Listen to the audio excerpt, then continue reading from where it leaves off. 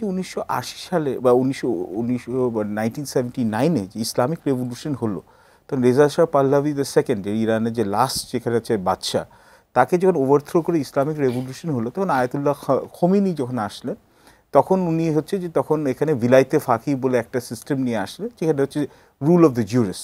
এবং সেই থেকে হচ্ছে যে যুক্তরাষ্ট্রের সাথে যে এখানে ইরানের সাথে একটা হরিহর সম্পর্ক ছিল, আত্মীয় ছিল, এখানে হচ্ছে ফল আউট হয়ে গেল।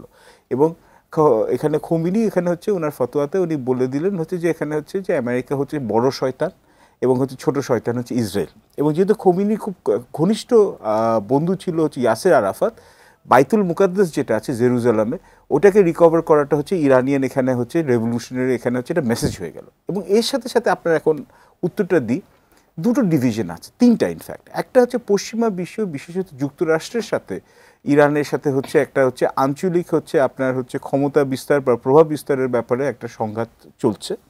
দুই হচ্ছে যেখানে মধ্যপ্রাচ্যে বেশিরভাগ যেখানে হচ্ছে সুন্নি প্রধান দেশগুলো আছে, যেমন সৌদি আরেবিয়া, ইউএই, ক্ষেত্র বিশেষে হচ্ছে যে আপনার হচ্ছে যে ইজিপ্ট, এদের সাথে কিন্তু হচ্ছে ইরানের সাথে কিন্তু একটা সংঘাত আছে। এখানে মুসলিম বিশ্বের নেতৃত্ব কে দিবে, এবং বিশেষত হচ্ছে যে সৌদি আরেবিয়া বা ইউএই বা হচ্ছে আপনার হচ্ছে ওমান বা বাহরাইনে এখানে কিন্তু আপনার শিয়ার জনসংখ্যা কিন্তু যথেষ্ট আছে।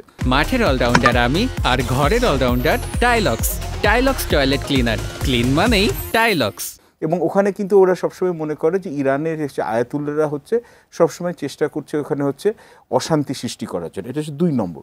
এবং 3 নম্বর হচ্ছে ইসরায়েলের সাথে হচ্ছে ইরানের হচ্ছে এই দুটো দেশ হচ্ছে যারা হচ্ছে সমরাস্ত্রের ক্ষেত্রে বলেন বা মিলিটারি টেকনোলজির দিকে বলেন, একজন আরেকজনকে কম্পিট করতে পারে।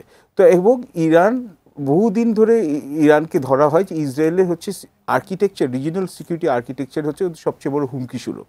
এবং ইসরায়েলের যে কোনো যে কয়টা আপনার ইলেক্টেড প্রাইম মিনিস্টার আসছে, সবাই কিন্তু যুক্তরাষ্ট্রে গিয়ে তদবির করেছে হচ্ছে যে ইরানের যে নিউক্লিয়ার ক্যাপাবিলিটি ডেভেলপমেন্ট করা হচ্ছে ওটাকে হচ্ছে ওরা প্রিভেন্ট করার জন্য।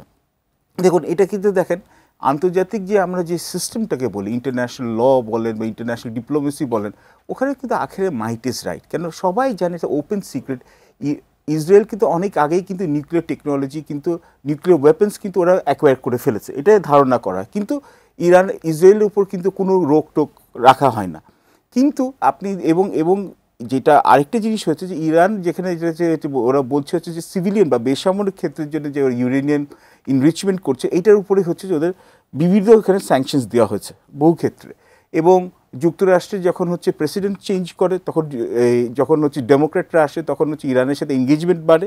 আবার যখন রিপাবলিকান প্রেসিডেন্টরা আসে যেমন ট্রাম্প, তখন হচ্ছে যে ইন্টারন্যাশনাল যে অ্যাগ্রিমেন্টগুলোকে অ্যাবেন্ডন করে দেওয়া হয়।